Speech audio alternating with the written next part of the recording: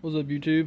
This is going to be the first part of several little videos. It's all going to be one video on YouTube, but it's going to be different parts, just like I did with the last video on this Corvette. I got the transmission back. Didn't take too long. I broke the input shaft, and that was about it. We reused a lot of the things in it. All the seals, and there's some gaskets and stuff. Obviously, we replaced because of the fact that we had take it back apart, but you know, front and rear seal we kept. Since there was no particles, it was actually just a sheer break. It wasn't, nothing was rubbing. There was no kind of metal anywhere really. Just like almost like a machine break. Like it was just a perfect division down that shaft. It was really weird. It must have had a fracture in it or something. But I'm gonna reuse the stall that was in it, because that stall only has like maybe 100 miles on it really. So. And it's a 3,000 stall, and it's not cheap. So I'm going to try to put it in today, at least most of it. It has a yoke, and the guy that built the transmission for me, and also built it initially, and put the motor in this car, he left it at the place he built the transmission, so he's going to come back later and drop it off. I can get fairly along with it without it. When I do need it, I need it before I push it up and put the cross member back in, and that's going to be a pain, because I'm going to have to move all that exhaust around. I could put the cross member in and the exhaust be dangling, but it's still kind of a pain in the butt. But, you know, it has to be done, and I want to get this car ready for the weekend, because I think it's going to be a pretty nice weekend, and it's a fun car. You know, we got the transmission, we got the motor done and everything, and it was a fun day, and I broke it that day. So we only had one day of fun with it. Even at that, it was kind of disappointing that we had to get a tow truck and tow it back home. So that's it for the video now. I'm not actually going to work on it right now. I'm going to go to O'Reilly's and get some fluid for it. I'm running Textron 6 in it. It's a better fluid, so I need to go get that. I'm not quite sure how much this transmission is going to take. I got a bunch of Textron 3 back there if I have to use some of it. I literally got like a full case, because I shop at Sam's a lot, and you can, I think like 12 quarts is like 21 bucks.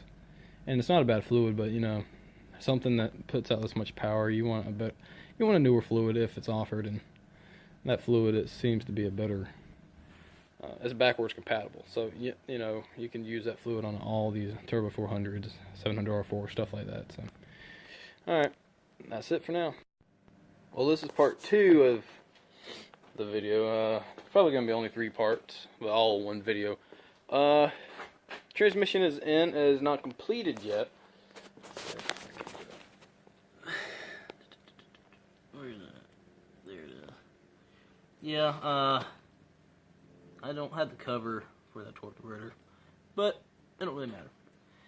Let's see, I need to put the shift linkage on, so I gotta take these 2 pan bolts out, because that's where it bolts up. I still gotta bolt up the torque converter. Cooler lines are in, speedo's in. The valve over there, its line is connected to it. All the bell housing bolts are in. The kick down cable is hooked up. So like I said, torque converter, the shift linkage. Then I got to put the cross member back in, which has the exhaust in it. So that might be a little tricky to do. But you know, it is what it is, so bear with me. It feels like I'm almost done, but I guarantee you once I get to that, that's going to be annoying, because it's not going to want to come out as one piece. I'm already tired. I didn't think I was going to get this far today anyway, so. But I'm one to not really care. I have to go back to it later. I like to finish it all up at once if I can, because I don't like having to sleep on it. So.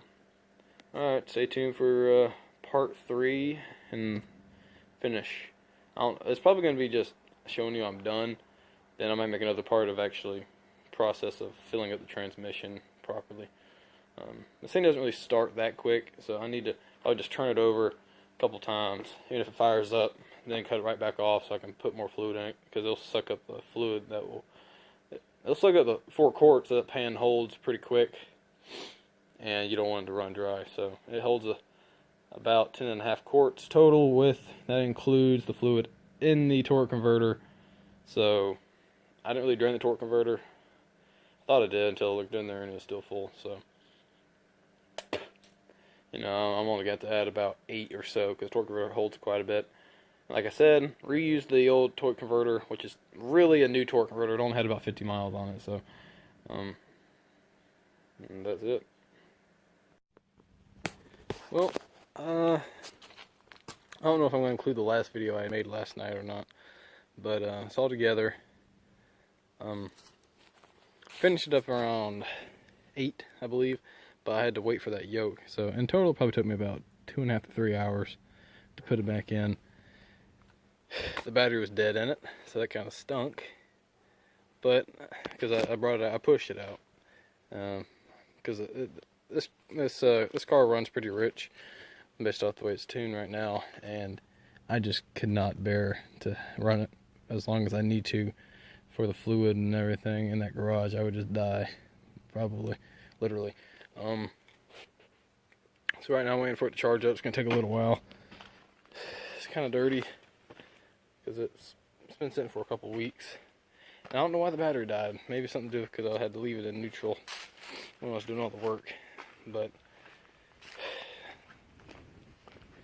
it's just a better view of the car. It cleans up much nicer than this. It's just very dusty at the moment. So, like I said, got the charger on there. It's a brand new battery. I don't know why it's dying, but hopefully I don't have any problems. It was kind of not really late when I finished, but I was tired. But it was all straightforward putting it back together, so I don't believe I'll have any issues with any of that. I do not know what this line went to. I never took it off. I believe that's part of the old system that this thing had. Hopefully I won't have any exhaust leaks because it's a weird coupler, the way these headers are made. I don't believe I will, because these don't run any kind of gasket or really, so it's a different kind of flange. It's not a flat flange or anything. It's a coupler, and it kind of just goes into itself.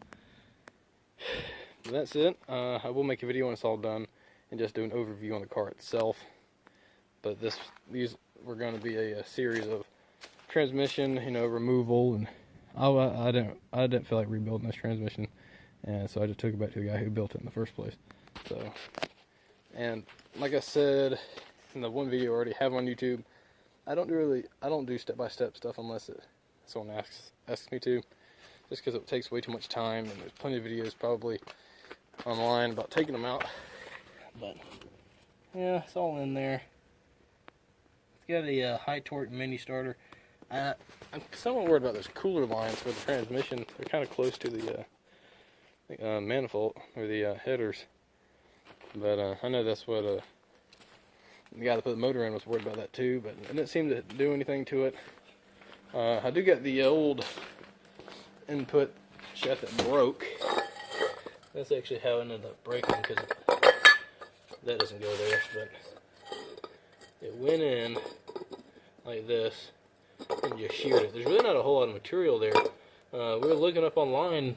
The stock parts are supposed to be able to handle up to about 500 foot-pounds of torque, and that doesn't. It's close to that, but it's not that. I think it might have had a fracture, or just it being an old part. You know, it's been around a while. But that's it for this video series, or I might just include when I'm done, just showing that's done. That's what I would have done, but I figured since I got to wait on that charge, I might as well make a video. I'm going to have to wait a long time because it was stone cold dead, and I got to turn this thing over a bunch of different times. So, bear with me. Well, the car's done. The fluid's in it. Drives good. Took about 7 1/4 quarts. Obviously, it's later in the day, and it's been parked for a while. I drove it to O'Reilly's, and I know some people up there, and hung out a little bit. That's about it. This is gonna end. This is the last section of video for this whole video. Then I'm gonna try to post it tonight. Yeah, it'll more than likely be posted tonight. Then I'll make another video of the car itself some other time, maybe tomorrow or sometime this weekend. I should have made a video in the first place right when we got it, and that was back in December sometime, early December. So it's been a while, and now it's I think the 26th of January, and in that time had a built motor put in it, built transmission at first, but ended up breaking the input. I believe I already showed it, but I'm just going to show it again. Broke in the housing. Not a whole lot was shown, or not a whole lot was holding that in there. I'm surprised by that, because it's only that little ridge there.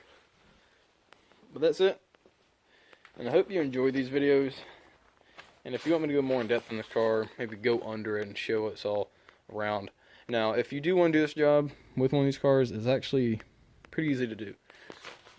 Like I've said multiple times, it took maybe 2.5, 3 hours. 2.5 to pull it out, a little bit more to put it back in, because I had to put it on the Harbor Freight jack by myself, trying to lift it up on there. But it's not my first transmission job. I've done at least 16, 17 of them now. A lot of them were on G-Series Chevy vans, a couple of 4-wheel drives, Suburbans. I mean, I've done quite a few, and it comes pretty natural now. But it is pretty easy to do. You have to, at least this is aftermarket exhaust. I don't know how new exhaust would take. I know you have to take the Y pipe off, which I scrapped. I would have shown you, but you do have to take that off, I believe, and pretty much take most of the exhaust out. But once you take that out, drop the cross member, just disconnect everything: torque converter, bell housing bolts, shifter, drive shaft.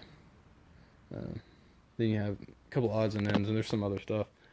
Then there's plenty of room under there to work, and so it's not too bad. Thanks again for watching, and stay tuned for more videos.